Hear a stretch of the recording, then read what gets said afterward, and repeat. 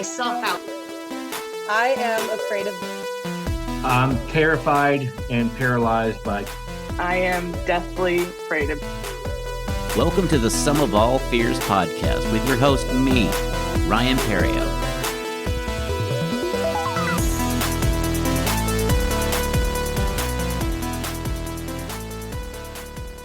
Hello, and welcome to the Sum of All Fears podcast. I'm your host, Ryan Perrio. This week, my guest is author and podcaster Matt Bechtel, host of the Book Brilliant podcast, as well as an author of the suspense novel Sleep, a book about sleep paralysis. It's a real suspense novel. It's his first. We talk about that, how he got into authorship, as well as the Book Brilliant podcast, and then we get into his fear of demons. It's a very interesting fear rooted in faith, and how he's used his faith and knowledge to overcome that fear. So let's get into that interview right now with Matt Bechtel.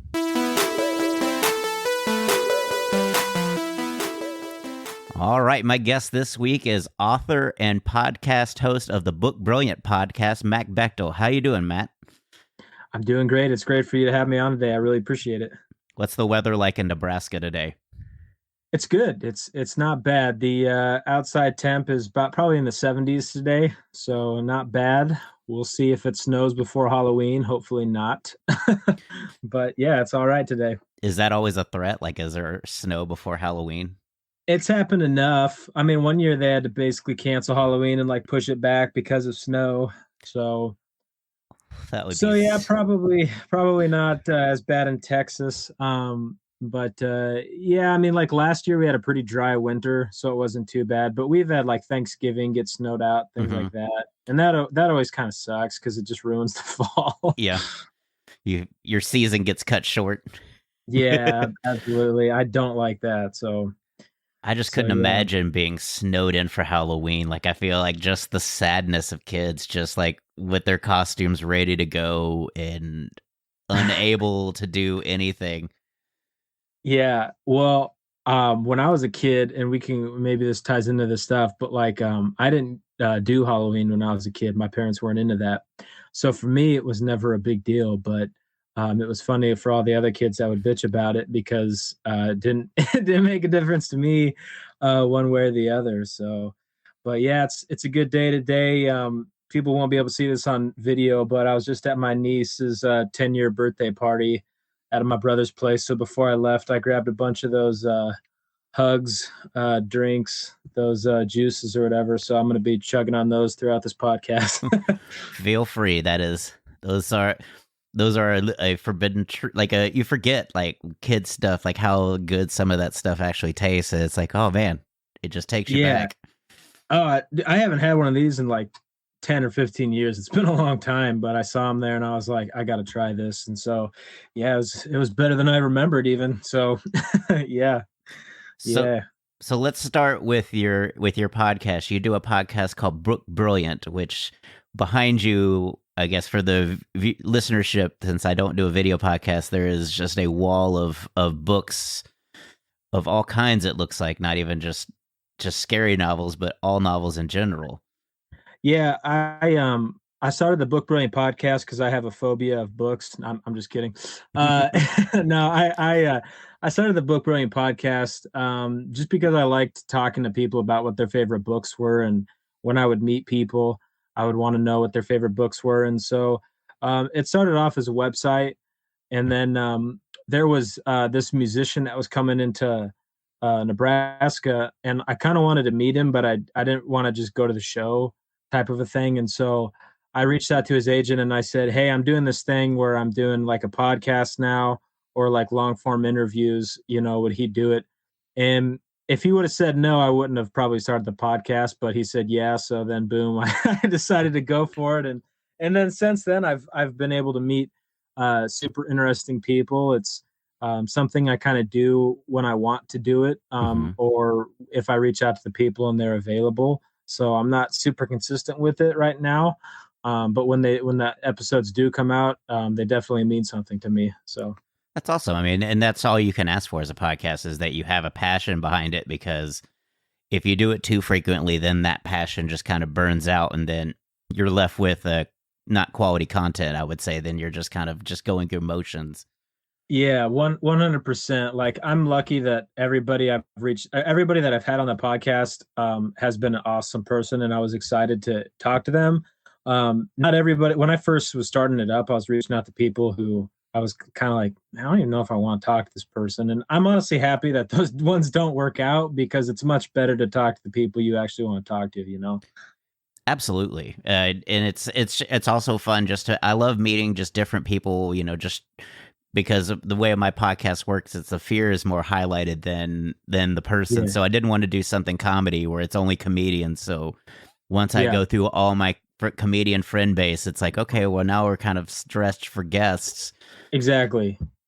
Yeah, exactly. There's so many podcasts out there that it's okay to start one, you know, but Mhm. but you want to have a bit of a unique spin on it. Or, I mean, honestly, I don't think there's anything wrong with if you get something out of it, you know, Mhm. you just got to know why you're doing it, you know. So, but yeah, that's been a cool thing. Bookbrilliant.com. I'm on most social medias as either Book Brilliant or B Book Brilliant. And so yeah, started doing that. But kind of along this past year, I figured out that I like to write, Mhm. and I wrote this book called Sleep, which is about sleep paralysis, and you know, kind of ties into, I guess, what the fear is that I've kind of struggled with my whole life. Mhm. If you want to get into that. Absolutely. I was gonna get into your book next, since I was like talking about favorite authors. Is like, who Yeah. inspired you? Who inspires Yeah. your writing? Who has been like the author that you look at that you've like kind of maybe kind of taken pieces of? Yeah. Well, so that's a really good question. All these books behind me that you can see Mhm. are all like nonfiction. I hardly read fiction that much, right? And my book is a fictional book. Um, I'm not really into Stephen King, you know, to be honest. The books that the three books that I probably drew the most from fiction wise for this book was Rosemary's Baby, The Exorcist, and then I read Jaws as well, kind of during the process of writing this. But my favorite authors, you know, Ryan Holiday, Robert Greene, Tucker Max always makes me laugh. Clay Martin, who's become a friend of mine, he's an amazing writer, fiction and nonfiction, which is hard to do. Read all of Clay's books, like all of them, especially his nonfiction. And then Jack Deere, I got to interview him on my podcast.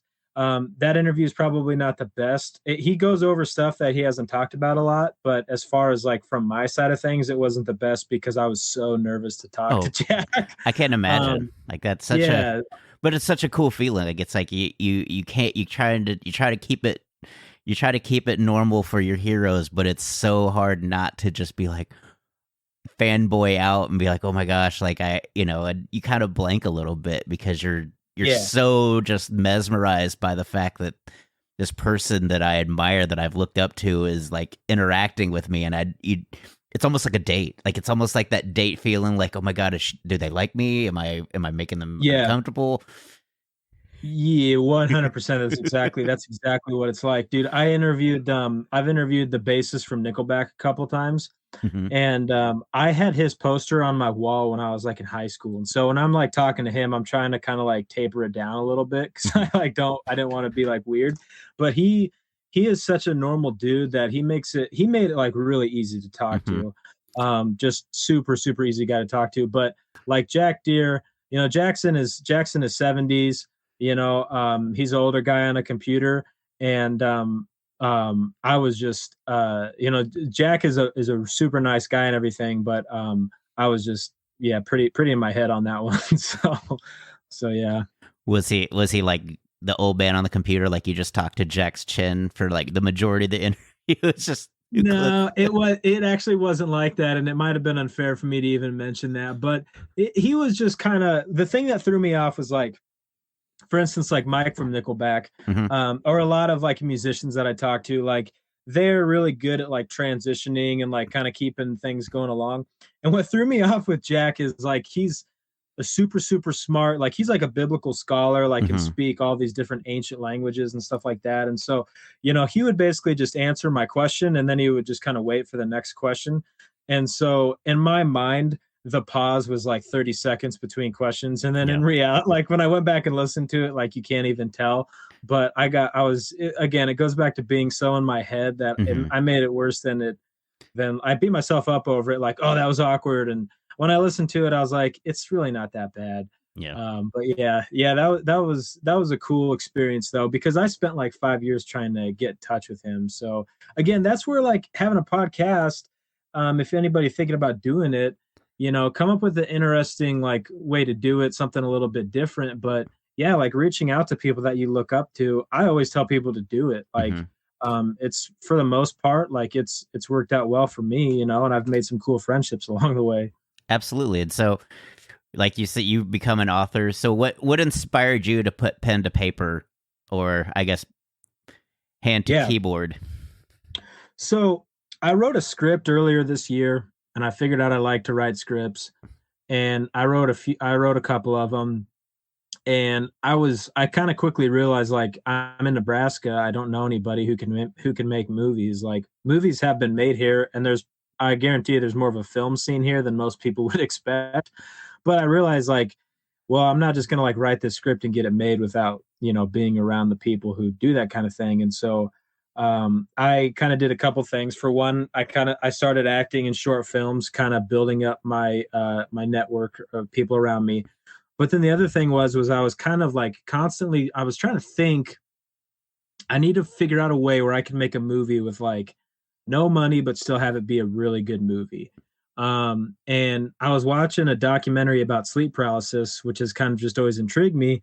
And I thought, hey, that'd probably be kind of cheap, right? Like most of it would be in the dark. So, your budget for props and costumes doesn't need to be that much because it's going to be dark anyway. And so I thought about it, and then I talked to my pastor, and I was like, dude, I don't know. Is this like something you think might be worth doing? And I kind of told him where I was thinking about going with it. And he said, yeah, that sounds interesting to me. So I wrote the script, and then I converted the script from the script to the book, basically. But initially, like, I didn't really want to write it because, like, while I thought it might be an interesting idea, I was like totally convinced that I was going to have really bad sleep paralysis if I were to write this. So I've had like pretty mild sleep paralysis, but I've had friends and family who have had it like horrible. And again, it goes back to kind of just like this lifelong fear of demons that I've had. And so I really didn't want to write it. But I just thought the story was too compelling to not do it. And so that's honestly kind of how it started. That's awesome. And it's really cool that you're very intentional with way you approached it. Like you're like, let me just ask around. Let me just really, dig around and find people that have really had it and get their accounts of what they experienced and try and put yourself in that situation as an author, to try to tell this story as you kind of put yourself in the first person and the second person. Yeah. It was, talking about research for it, like, I've had, like I said, I've had kind of, some mild stuff. And so that's the first couple of chapters or the first couple like sleep paralysis things that he's had is what I've had. But when it gets kind of darker and scarier and stuff like that, how I kind of went about it was I read multiple books on sleep paralysis. I read scholarly studies about it. One of the more interesting ones was, I think they were in like Turkey. There was like a college or a university there that did a study on it where they interviewed Muslims about sleep paralysis. And then I also read hundreds of testimonies, and then I interviewed people that I trusted too who had it, because what I wanted to do was be like realistic with it. I didn't want to underplay it, and I didn't want to overplay it either. And so if you read this book, you may depend, and you've never had it, you're going to have an open mind. If you've had it or you've had it frequently, you may say, well, mine's different, or this would never happen. But trust me, what I wrote in this book, if it's in the book, I believe it's possible to have happen. The main character is a metalhead.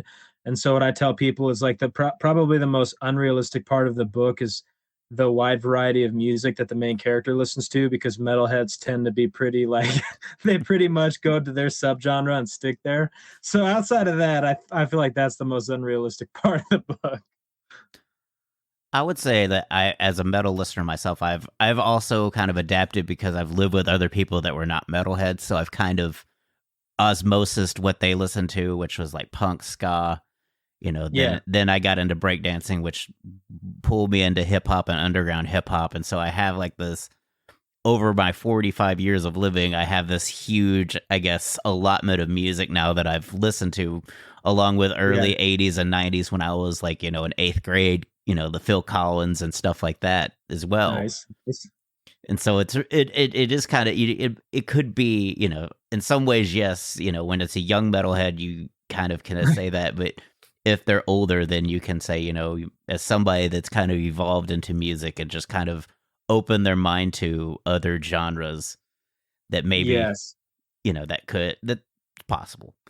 Yeah, no, I think that is a very valid point, because you're right. If you talk to older metalheads, they have a wider palette, you would say. What kind of metal did you like? I was mostly Roadrunner records. Like, I loved everything Roadrunner. Like, I would Shadows Fall, I would listen to Machine Head, Fear Factory.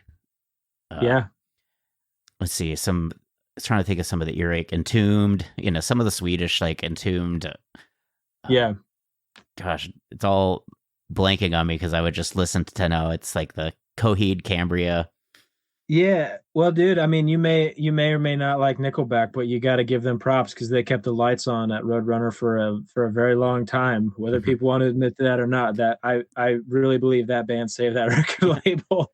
Oh yeah, Autumn to Ashes, and they had everybody. Yeah, that's a good record. That's I don't know if you've ever listened to King 810 before, but I believe they were signed to Roadrunner. But I had interviewed David Gunn, not for my podcast, but for something else on the website, and that was pretty cool. But I think that's who they were signed to, was Roadrunner as well. But that's a good record label. Yeah, they always seem to have like quality musicians. Like, it was just quality metal. Like, even what I would consider not metal but more heavy rock, like Autumn to Ashes and things like that. They were just really, really fascinating, just really good acts. And it was just, you would just find, and then we would go to like the Roadrunner concerts and stuff where Killswitch Engage and all these bands would just rotate being the headliner, God forbid. And just, it was a wild scene. Like, I'm not the biggest guy, so I did not like the live concert experience at metal shows as much as I, would like to. Just because it gets very chaotic. Like, there's a lot of like, if you're that's exactly why, like, I wanted to see King 810. Like, I want to see him live, but I also don't want to get punched in the back of the head. So it's like this, I know a dude who, like, when Mayhem was touring the United States, I know a guy, I actually use it as a bit in this book, but he went to this Mayhem show, and I'm like, dude, what was it like? And he's like, I kind of hung out in the back, and he's like, just a bunch of dudes in their 50s. And then I kind of did the math, and I was like, oh yeah, like Mayhem was, like their time would have been like what, the late 80s, early 90s. So that actually makes sense. I was expecting it to be a bunch of like young satanic dudes, but nope, just guys in their 50s. Mayhem, Venom, Gorgoroth, all the old, dude, the Norwegian scene, the Norwegian scene, like, the black metal has been like very intriguing to me as well. And so I kind of mixed that interest into this book because like I said, I made the lead singer a metalhead, so like I purposely kind of go down like rabbit holes, which some people have told me, they're like, dude, on some of your parts where you're talking about like metal, my eyes kind of gloss over and I skim it, and I'm like, look, I knew that's how that was going to be, but I just wanted to put it in the book because there's only one person that makes decisions around here, and that's me. And I wanted it to be in the book, but I just thought it would be a fun thing to like write about. So I kept it in there. So metalheads might get a kick out of it. People who are maybe intrigued by metal might get a kick out of it, and if not, I guess skim over the 2 paragraphs where I talk about mayhem. So Well, I just think it's, if, it gives people an idea, you've got to speak from your truth. And so if, as a metal fan, you will talk about metal music and stuff to kind of let them know, hey, this is what the main character is listening to. This is, maybe they go online to YouTube and download a mayhem song or something just to kind of get an idea. Yeah, exactly.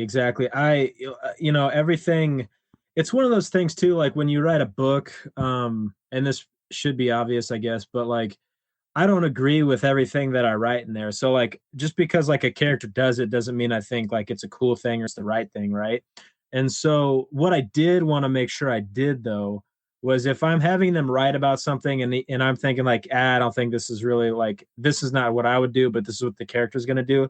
I wanted to make sure that I portrayed it as accurately as possible. So, whether you're a metalhead or whatever, as long as you read it and didn't feel like it wasn't offensive. Like it wasn't like I didn't want people to think like this guy didn't do his research here, so it comes off as like cheap or half-assed or whatever. I try to prevent that, as much as possible. So, I you know what I mean? I had fun though, like going down, because like I do listen to a lot of stuff. I don't predominantly just listen to metal, right? So, but I've just been fascinated by the characters and the behind the scenes of that stuff, and so it was really fun to to go down that rabbit hole. I've got a couple other book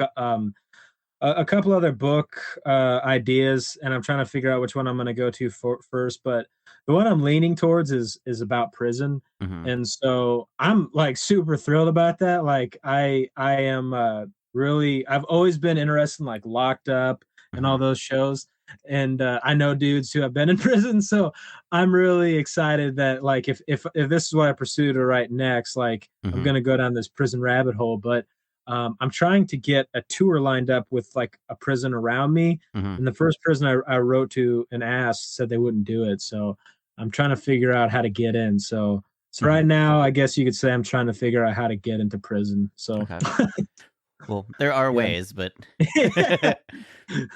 yeah, it's just the getting out when I want to part, I guess. So we'll see. But yeah, I mean, I think that's the fun part. Like the writing a book, like I always thought I was going to write nonfiction because that's mostly what I read, but I can never think of a nonfiction thing, like something that I was really going to want to do that I had the chance to. Like there's a biography by a musician that I've always wanted to write, but I like know his friends and stuff like that, and they're like, dude, his family's probably not going to like, okay, you writing this book. So it's like, all right, well, I want the family's okay, not that I have to legally, but because I want to do it the right way.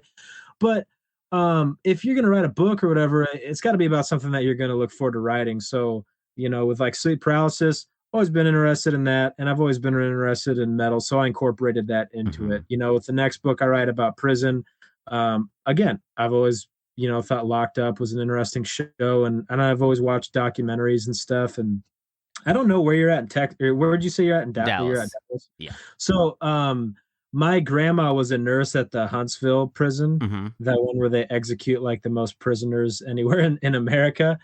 She was a nurse there for a while. And so like I've watched documentaries about that prison too, just because it's interesting, and to me because of my grandma, So yeah, I would say if you're going to write a book, just make sure that you care about what you're writing about, so you do it the right way. So are your next books also going to be kind of in that horror kind of suspense kind of vein, or are you going to try to branch out to different? It'll be so I've got one that'll be, I carry on my phone, I've got like on my notes on my iPhone, I've got a thing that just says book ideas, and it's literally like 50 ideas, but one of them is going to be a comedy. I'm going to kind of co-write it with a guy that I used to work with. We used to work at a beer wholesaler, and so we were going to write a comedy book about being in the beer business, just because like, and we're probably going to Ernest Hemingway it. So we're just going to write true stories, but change names and then string it to a fictional book. But so that's one that I've been thinking about. The prison one is going to be, I would consider it a thriller, but I could easily see why it could fall into the horror category. Yeah. And then another book that I'm thinking about doing would be thriller as well. So not necessarily horror, but exciting, yeah, in the thriller aspect of it. I mean, you could almost take your character from this book and then maybe perhaps move him to a prison to have what would be like to have sleep paralysis while you're a prisoner. Yeah. Dude, that's not a bad idea. Like if I ever wanted to do a sequel or Yeah. something like that, I mean, you could even take the sleep paralysis thing. You could do so much with it. That's why, and I'm wearing like a Nightmare on Elm Street shirt, Yes. kind of as a joke here. I mean, these movies freak me out more than any of the classic ones, but my understanding is like from what I've read was Freddy Krueger kind of came out of that whole like sleep paralysis thing. I just don't think it's like a very accurate portrayal of it, but yeah. Yeah. So your fear is very interesting. You're afraid of demons, and it's such a interesting that you kind of would then go to the horror and fear, I guess, ideology for your first book. What is it about demons and stuff that kind of, I guess, frightens you? Yeah, I mean, when you first had kind of reached out, I said, well, it could be demons or my fear of heights, which, my fear of heights basically starts and stops at the fact that my dad was a lineman and he also climbed like telephone poles. So he had zero fear of, or not telephone poles, but like the satellite poles that are like, I don't know, 1,000 feet up or whatever. So my dad's got zero fear of heights. So whenever I was a kid, if I ever looked over a ledge, my dad would like kind of jump scare me, like grab me and do that. And so to this day, when I look over a ledge, I'm afraid that someone's going to like do that to me. So, that's kind of why I have that. And then, obviously like, yeah, I've got the typical fears of life of, losing loved ones or, you know what I mean? Like failing, things like that. When I was in high school, I had this like phobia of tornadoes. There was a really bad tornado that came through here that killed like Boy Scouts. It's kind of like it's remembered for that. And when that storm came through, my mom calls me and she's like, I was over at my friend's house and she's like, you need to ride your bike home, which is like the worst thing you could do is like leave. I was in a basement at my friend's house and the worst thing they could have had me do is ride my bike home. So I rode my bike home in this storm and it was terrifying and it developed this fear of tornadoes. And so when I was like 16, I took a storm spotters class and I learned about storms and that really took that fear away. And so I kind of like to dive headfirst into my fears and learn more about them. Yeah. But my whole life, I was plagued just by this weird fear of demons. And it's weird because so it probably started when I was about 4.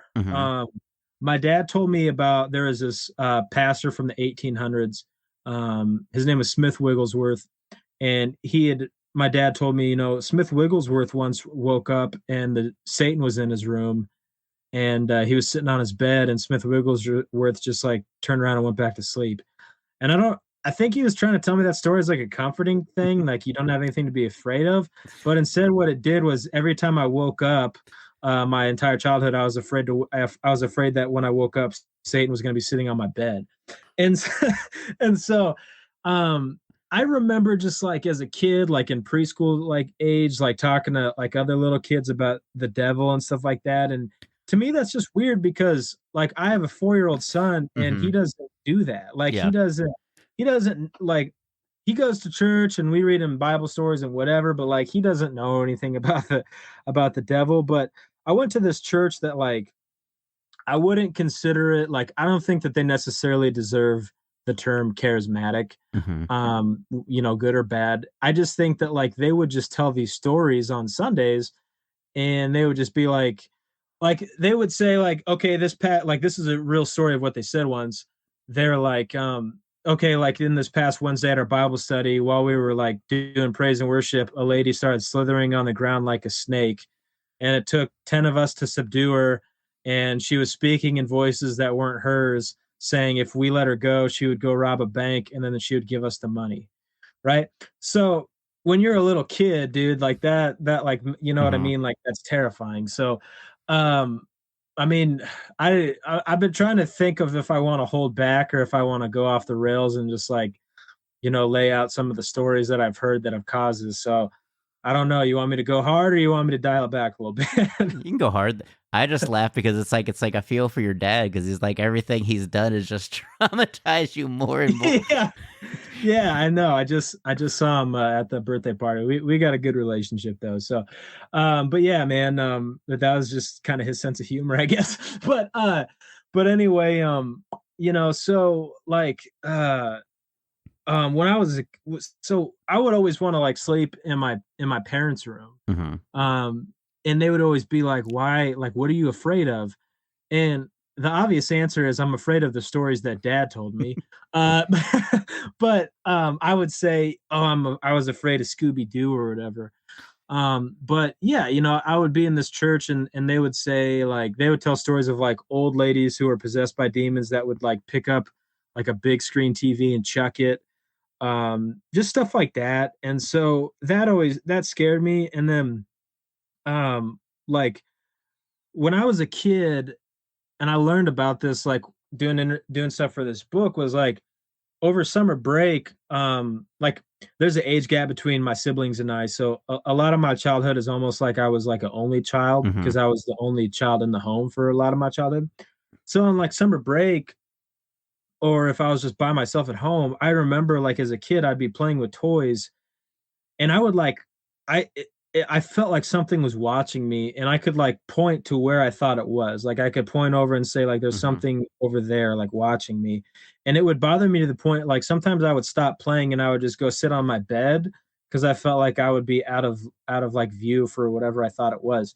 Now, when I look back at that as an adult, I just thought like, well, I was just a dramatic kid with some creativity, I just kind of didn't think anything of it, but I was doing research for this book and I was interviewing a guy who's like kind of an expert on like sleep paralysis stuff. And he was like, yeah, dude, when I was going through it, like, I could sense like demons in my house and I could tell you exactly where they were.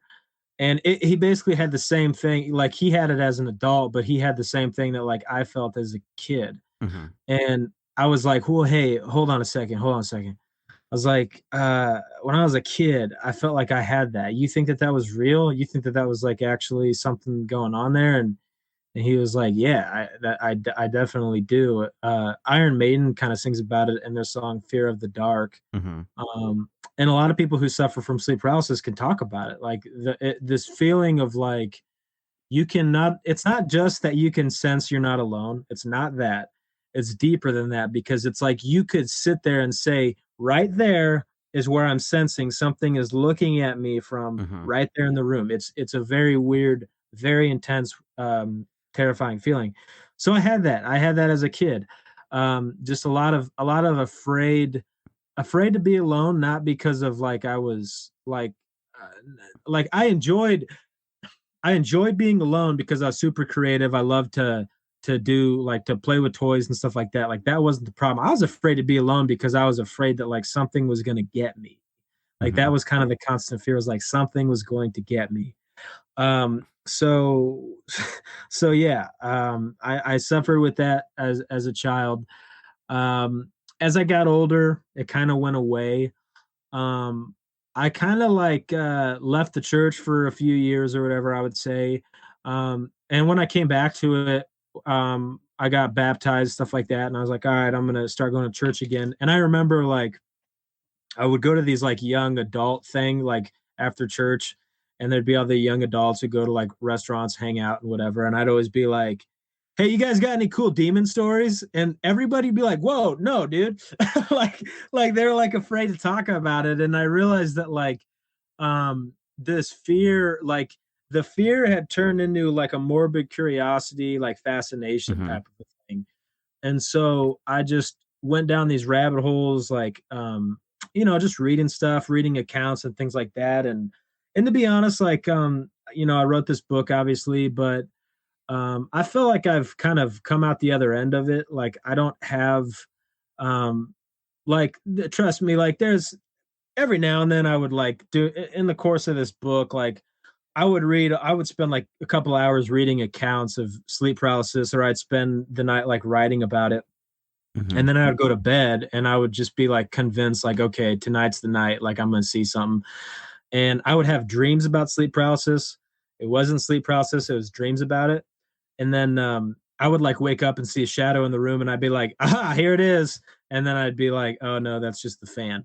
So nothing spooky like happened to me like while reading this book, but like some of the stuff like that I would read about was so bad that I couldn't incorporate it in the book because I wanted to like have something redeeming. Like I wanted to make sure that and I don't know, like probably not a whole lot of horror authors are like this. Like I didn't go for the shock value necessarily. Like I wasn't thinking, and I read the guy from The Exorcist, I guess, kind of said the same thing. Like he wasn't thinking, how do I write a scary book?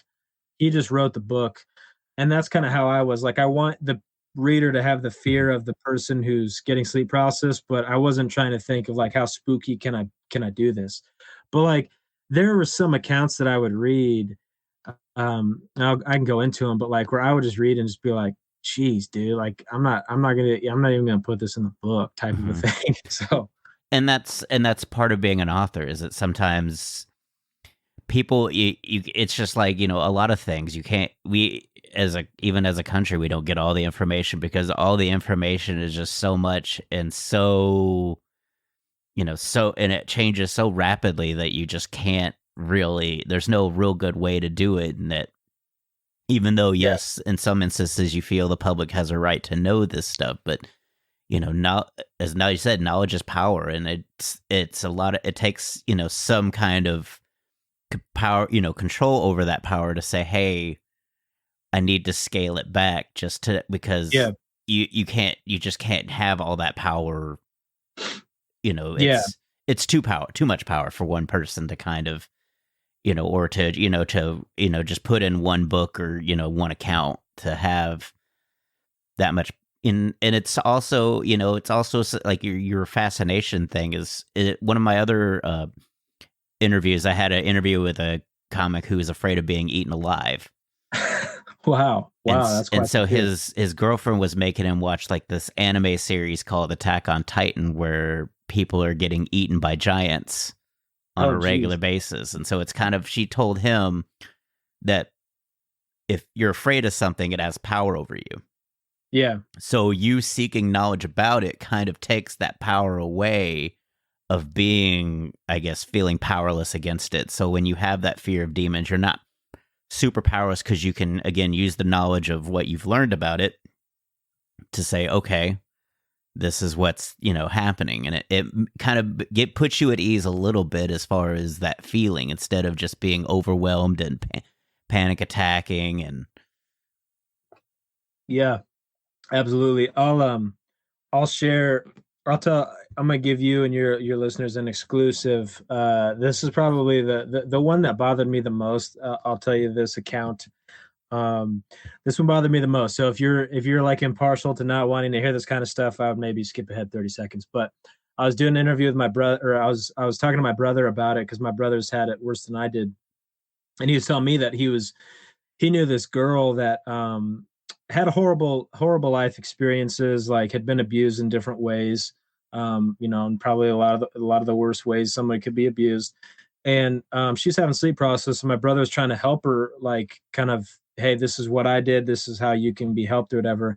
And he said, well, he goes, well, how bad's your sleep paralysis? And she said, well, let me last night I woke up to a demon that looked like my dead brother's corpse fucking me. And my brother was like, okay, yeah, you really need to like get this, like, don't play around with the sleep paralysis, like you need to get this figured out. And I just thought about it, that one really bothered me because that's just so like I believe that the girl's account is real. You know what I mean? Like you always have to measure if someone's being dramatic or whatever. And like I would believe that account is probably real. It just bothered me that like it's like, Jesus, I know we're talking about the devil and stuff, but is there no boundary? You know what I mean? It's like seriously, like you get attacked in the worst ways. And so that one was like pretty extreme, obviously. Like you're talking about the incubus and the succubus. Yeah. The hierarchy of demons, like it's interesting, but it's kind of not. Like I didn't want people to like walk away from this book thinking like demons are awesome or whatever, because like I don't think that is. Like I know people who try to mess around with like conjuring demons up and stuff like that. Like it's not a cool thing. It's really not. Yeah. And so I came across, I actually met Erwin Lutzer at a conference once, but he wrote this book called God's Devil, and it kind of shows in the book, like if you read the book of Job, when Satan has to go to God to ask for permission to do anything. And so Erwin Lutzer basically says, like, it's not a war, it's not like a chess match, it's not like God's in heaven, like, what's the devil going to do next? I don't know. Satan's got to have permission to do whatever he wants to do. So I didn't want it to. I think that what's cooler to honestly read about are like angels. Like Billy Graham has a book on angels, and those are like really cool stories. That stuff's pretty cool. But yeah, to just like read about spirits that are raping people is like not an awesome thing. Again, not really. I didn't really want to write this book because who wants to fill their head with that? You know what I mean? Like who wants to sit there and read about people who are getting like. Here's another thing. The night stuff always bothers me because if you're a demon, like show yourself at 3 p.m. You know what I mean? Like why do you gotta wait till night when everything's dark? Like come out during the day and say surprise. Why do you gotta do it at night? So it's like, do I really want to sit here and like do extensive research on this? Like honestly, like no, not really. Like I was intrigued enough with sleep paralysis, but like I also knew, like when I say I didn't really want to write the book, it's like, yeah, I'm intrigued, but again, I don't really feel like reading about this stuff for however long. So, I did the research phase, tried to honestly just like bang through it as best as I could, as quick as I could, because again, it's not enjoyable. But yeah, I mean, so that stuff was like pretty extreme. But honestly, like anymore, like some of the stuff I hear like actually makes me laugh. So, like my dad did, like he's prayed for a lot of people who have like. Who kind of and I have no idea, dude. Like you could be an atheist and think that like what I'm saying is the dumbest crap in the world. Like that's okay. But my dad like has prayed for people who were demon possessed, and some of those stories are honestly like funny. Like they're not even scary. It's just like silly. Like he'd be like praying for someone, and he'd be like, are all the demons out? And they'd be like, yeah, we're all gone. And he'd be like, okay, in the name of Jesus, are you all gone? Like that kind of makes me laugh. Or he had this guy, like a lot of the stuff that a lot of the stuff in this country that we see as like mental health is mental health, 100%. There's definitely a mental health problem in this country. But there's a certain line where it's like you've tried all these medicines, you've tried all these counseling, and you've got a guy who's doing compulsive behavior that always somehow lands back to Satan. You know what I mean? It's like, hey, could we just like pray for the guy maybe? You know what I mean? Like, I'm not saying that we got to go back to like the day where, you're drowning people in water. Like that's obviously stupid. And there are real problems with the brain. But what's interesting to me is like, you'll see these people who do these compulsive behaviors that always somehow draw back to Satan. And it's like, that's where like the pastor Neil Anderson, he is like a psychologist, and he's like, yeah, when I'd be in college, like we would have these disorders that were obviously the brain, but then we'd have these other disorders that weren't the brain. And he's like, and it just seemed obvious. Like, why are we not thinking about like the fact that we're spiritual beings in a human body type of thing? And so, like my dad had, when my older brothers were like little kids, my dad gave this guy a ride home from church once, and the guy, my dad's like, all right, see you later. And the guy goes, I'm going to follow you home and kill you. And then like shuts the door to my dad's truck and leaves. And my brothers were all freaked out. They're like, Dad, is he actually going to follow us home and kill us? And my dad's like, no, he only has a bike and he lives in Omaha and we live a half hour away. I think we're going to be fine. But a guy like that, like I've seen, like I've been in churches where where like, dude, you'll have these people who come in and they have spiritual problems and like they mark themselves out, and it's like in a weird way, it's almost funny because like they just do weird shit. And again, it always reverts back to like God or whatever. And so To me, it's just like blatantly obvious, like this dude's got a spiritual problem, like he needs prayer type of a thing. So, again, like growing up, my dad would tell me these stories. And when I was a kid, were kind of scary, but as an adult, they're fascinating. And then a lot of the times now when I hear them, we just kind of like laugh about them. Like, oh yeah, that was definitely odd behavior, huh? Yeah. And it's some of it, it could be just a chemical limitation that scientifically wise, like you said, that we're spiritual beings. So some of it, is just putting into practice, behaviors and just, being not giving into those, I guess, what you would call compulsive. Yeah. To maybe, try to just be stronger than the compulsion. Yeah. I mean, that's the problem, man, is like sometimes sometimes Christians are they just get away, they get a little, I don't know, they can be a little weird. Like I'll be the first to admit, like one of the some I did a group of people who I didn't want to interview for this book were like people who say that they specialize in deliverance ministry. Mm-hmm. Because like people who say that they specialize in that, like number one, they tend to just be weird.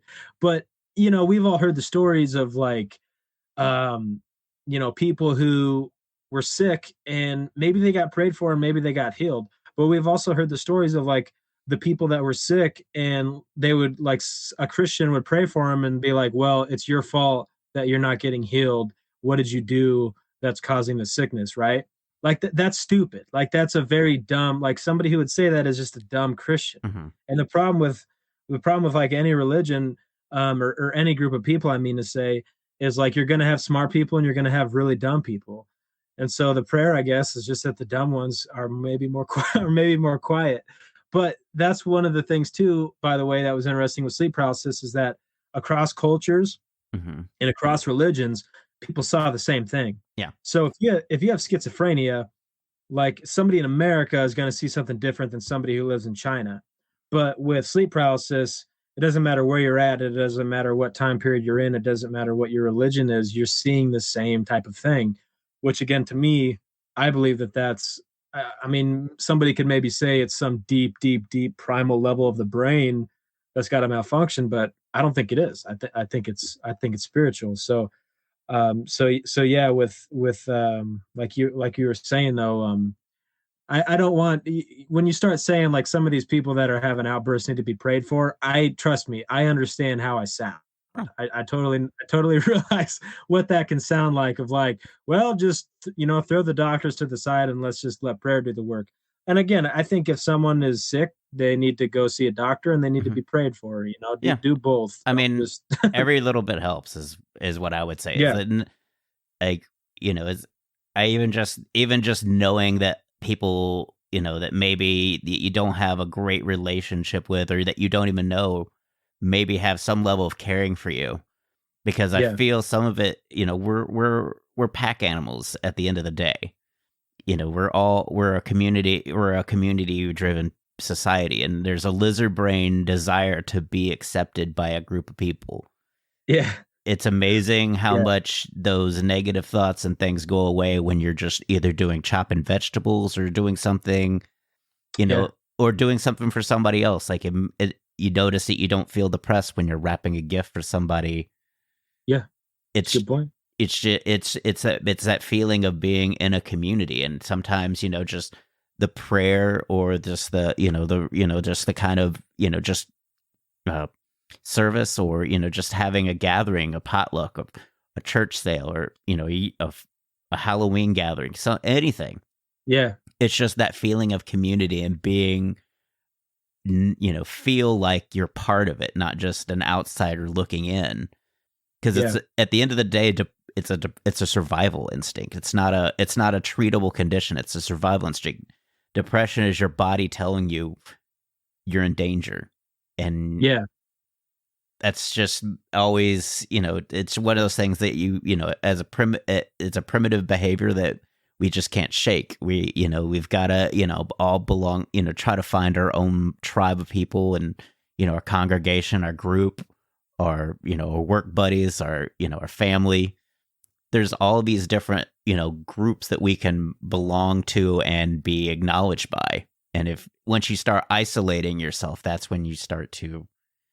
Yeah. 100%. Do you ever have you ever read up on like any like evolutionary psychology? Not yet. I have a ton of books I have yet to read because I go and do stand up most nights and then I come home and sleep. And so my reading time is severely cut down. Oh yeah, I think you would like it. I mean, like I really am interested in like in that just evolutionary psychology about why a lot of the things that we do, we've learned over time. I was talking to somebody about this once, and they're like, wait, hold on, do you believe in evolution? And I'm like, no, I don't. I do believe like in the Adam and Eve story, and they're like, oh, because you're talking about like evolutionary psychology. I'm like, well, yeah, dude, I'm still allowed to like science. Like Yeah. I still think science is a real thing. You know what I mean? Like how human behaviors evolve over time. Like that's an obvious thing. But yeah, you start to realize like how many, like there's a lot of, honestly, speaking of this too, like with demon stuff, I read somewhere once, and this could just be like BS, but like how shadowy type figures or whatever are like scary to people regardless. And it's like we know why we're afraid of heights. It's from living in, you know what I mean, from like being in trees or whatever and being afraid to fall. Or we know why we're afraid of water, because we're afraid to drown. Like we're afraid of animals because of being eaten by animals. All of that over time makes sense. But then they're saying like certain like shadowy images or whatever, it's like why does this bother that same part of the brain? And it's like, well, because I think demons are real.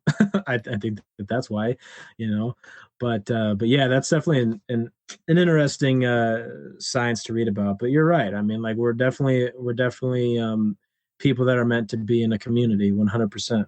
Yeah, and so I feel like it kind of maybe that it could be real, it could be not real, it could be just something a mental reminder. Hey, get out there.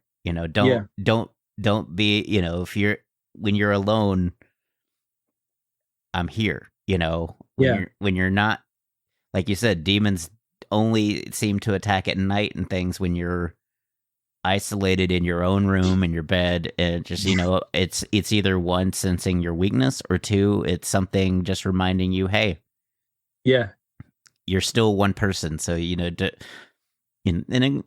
some ways it could be motivating to do good, like, hey, don't forget you got things to do, or people to. Yeah.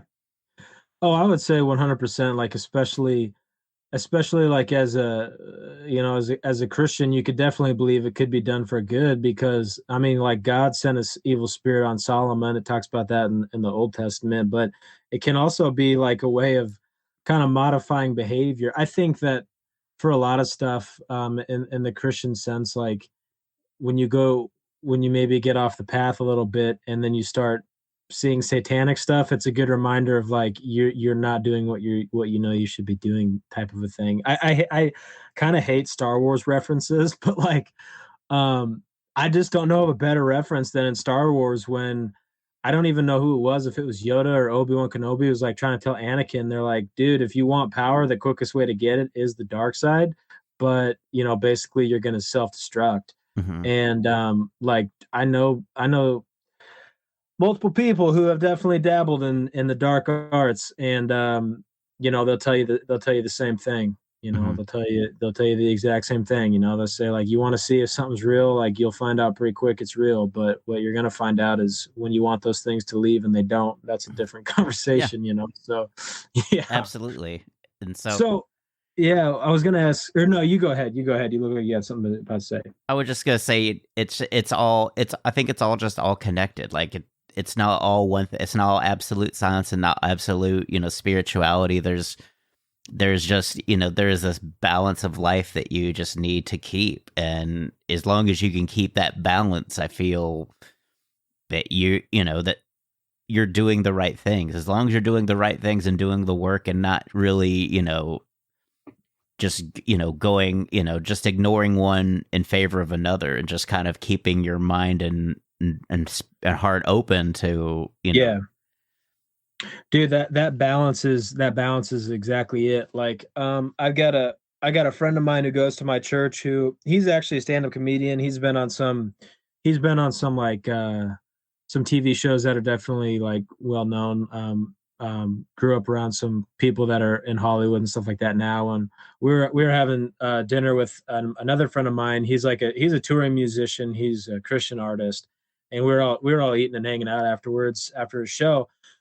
And the comedian guy was like, we were just kind of talking about. He's saying, I'm trying to figure out the balance of like how to be a good comedian and be like a good Christian comedian too. And the musician was like, I just think you be yourself. Mm-hmm. You know, I just think that you have to be yourself. And that's how that's kind of how like this book is. Like the balance thing with what you had said is like true. You know what I mean? Like I didn't feel like this. I don't feel a need when I create art to like I have to go show everybody what my beliefs are and impose them. Mm-hmm. My beliefs just shine through because that's who I am. You know what I mean? Like Yeah. that's the world that I'm living in. And so like this the prison book that I'm wanting to write, and I'm trying to keep I'll say that it's a prison book. I'm trying to keep as like few details in it as possible, but like um you know, I was like talking to some people about, hey, here's what I'm thinking about next. Here's kind of what I'm thinking. Let me know what you think. Because I like to kind of bounce ideas off of people. And I was saying, you know, in this character, he's going to go to a men's Bible study in the prison. And I said, it's actually not for any religious purpose. It's because it's for something totally like non-religious. Like I need this character to survive in this environment. And like, here's how I'm doing it. And here's how I'm going to use this to like do it. Right. So it's Mm-hmm. like, is there going to be some like Christianity in that book too? Yeah, but it's going to be different. Right. Like, Mm-hmm. again, it's not an imposing thing. It's just like, this is what I know. This is how I'm doing the math in my head to make it make sense. And I think when you make art, I think that you just be yourself. I think that we probably have like right now, nothing's like will turn somebody off quicker than when they're watching something and they know that there's like an agenda behind it. Cause then you just feel like you're being preached to. And it's like, okay, like I'm not here to be, if I want to know more about that theory, I'll go Mm-hmm. read about it directly. You know what I mean? Like you're doing some corny way to try to like impose your views on me, right? Don't do that. You know, just be who you are. Well, this has been an amazing conversation, Matt. Where can people find you on social media? And if they wanted to, I guess, pick up your novel Sleep, where would they? Yeah, it's on Amazon. Check out my website, mattbechtel.net. Again, if you're interested in the podcast, bookbrilliant.com. I'm on Instagram at Matt Bechtel, just MattBechtel. And then I've got a Facebook group. I think it's called like Matt Bechtel Creative. I kind of started it up for this book.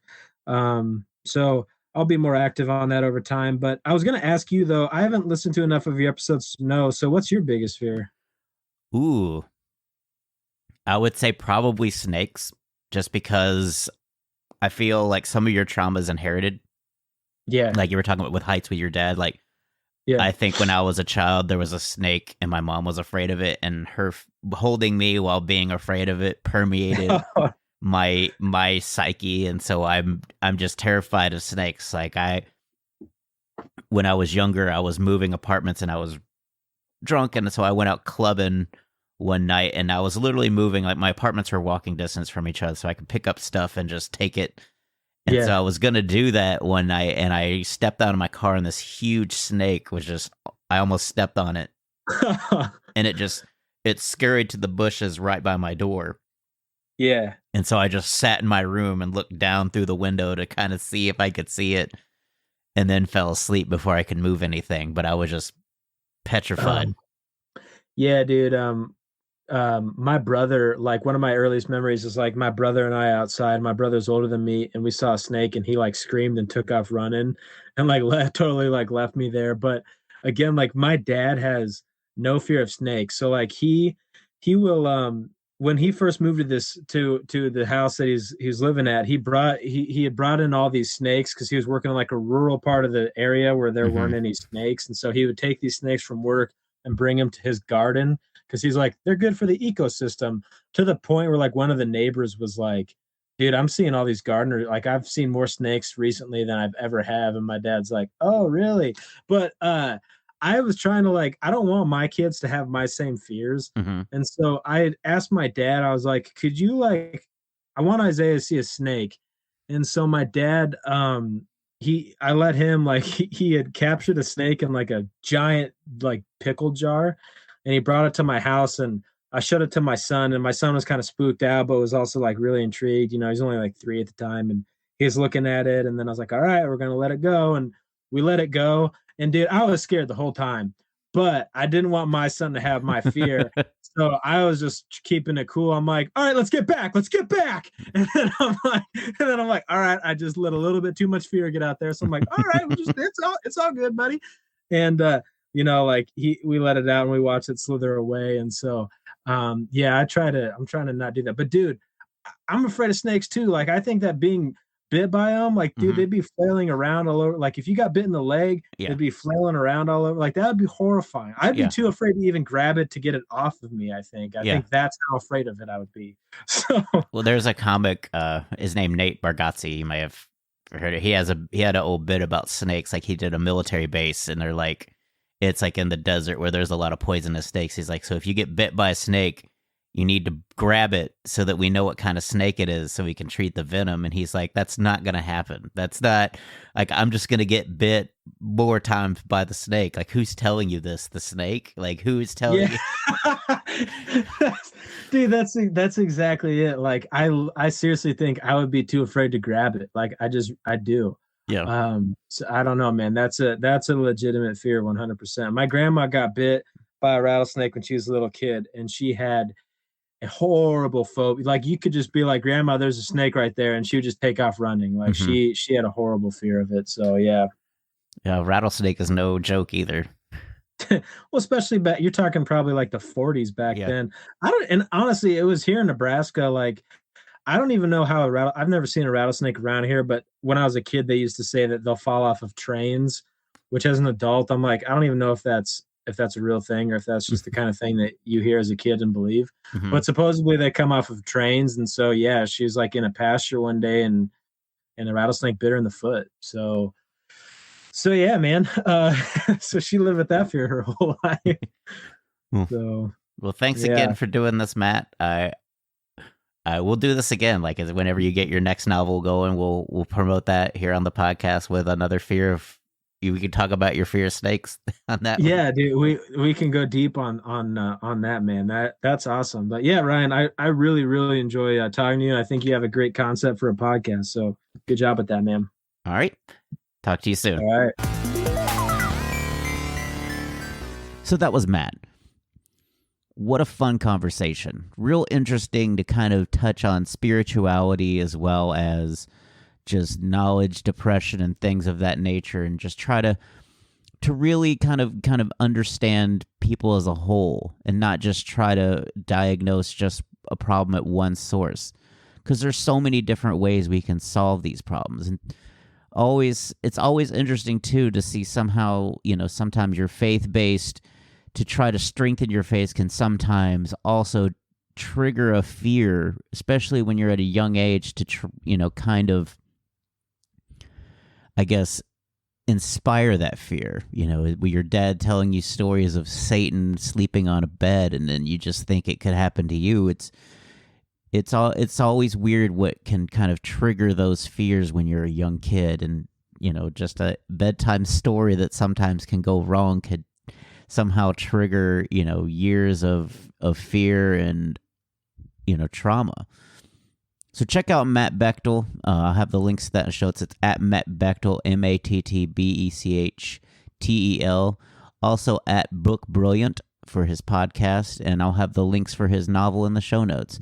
It's a very interesting idea, and I love how intentional and how much research he does into what he's writing so that he can do a good job, but also do a respectful job to, whatever his topic would be to write about, which is, then this sleep paralysis, and to not just, just take juicy or over-the-top details that some people have experienced and include them just because of the shock value of those. So check out Matt.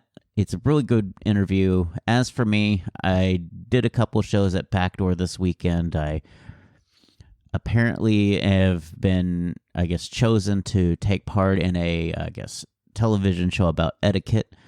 I play the part of a sloppy eater, which, according to Mallory, is a role I was born to play. And so I'm sure my mom also would agree with that. And so we'll see what that does. That's going to be my weekend next weekend. So I'll have another episode here shortly, and hopefully I'll get some more episodes in the can. Tried to get guests, but just sometimes scheduling conflicts, just unable to produce any interviews. So I got a couple today. So if I don't get any over the week, I'll just have next week's episode, and then we'll start recording some more. So check out a show. I'm excited. A lot of things are happening in my life, so I'm trying to keep a handle on it while working my day job, doing comedy, as well as working at Dave & Buster's again for the football season with their football watch party. So I'll be doing that tomorrow at noon. And so I'm trying to get everything done here at 1:30 a.m. on a Saturday night, just getting all my ducks in a row, cars packed for Dave & Buster's, everything's kind of set into motion, so we'll get to work on that. Thanks again for everybody for listening and all your support. It means a lot to me, and I really enjoy doing this as a side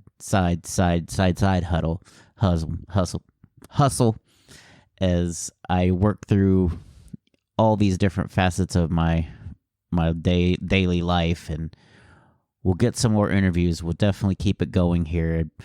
I apologize for the missed weeks of having a dead laptop and having to purchase a new one to kind of keep going and working on things, as well as getting then the data recover from the dead computer to get these podcasts going again. Thanks again for your time and patience. We're going to keep this going. Apologies for any skips in the weeks ahead. But thanks again for listening to the Sum of All Fears podcast. Have a wonderful week and happy October. And now some thank yous for the folks that make this show possible. Thanks to Barry Whitewater for my art and graphics. You can follow him on Instagram at bwhiteh2o. Get it? H2O like water. You can also follow him on Facebook, Music. A huge thank you to Gunnar Olsen for the wonderful music provided for this podcast. You can follow him on Instagram at gunbuns, that's GUNBUNS, as well as his website, gunnarolsen.net. Check out some of the samples that he has recorded. They're amazing. He's an amazing percussionist. If you want to follow the show, we've got a Facebook group, Sum of All Fears. Instagram, Twitter, you can find us at Some Fear Fans. If you have some feedback for the show, email me at somefearfans, SOMEFEARFANS @gmail.com. I'll be happy to take those into consideration. Also, if you'd like to be a guest, email me at somefearfans@gmail.com. We can try to iron out some details and get that settled in. Give us some feedback. If on Apple, Google, Spotify, or wherever you listen to podcasts, leave a review. It makes the show bigger, and it's not going anywhere. I'm going to record as many shows as I possibly can. If you want to follow me on social media, I am at Ryan Perio. It's RyanPerio on all social media platforms.